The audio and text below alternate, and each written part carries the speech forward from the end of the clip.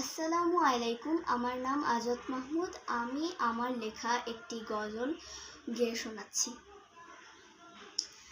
রমজান এলো, রমজান এলো, খুশির দিন এলো।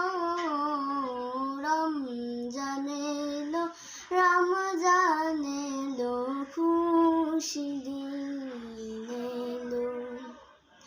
রমজান মাসে কোরআন নাযিল হলো।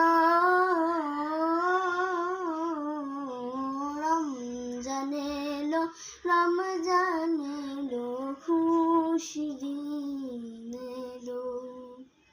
সেহরি করে তাহাজ্জুদ পড়ে নিয়ত করো, সারাদিন যাতে রোজা রাখতে পারো। সারাদিন যাতে রোজা রাখতে পারো। তারপরেতে ফজর, জোহর, আসর,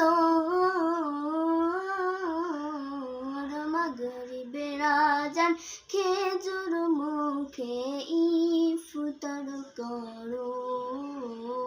মাগরিবের আযান, খেজুর মুখে ইফতার করো। এশার নামাজ পড়ে সবাই তারাবি পড়ো। রমজান এলো, রমজান এলো, খুশি দিন এলো।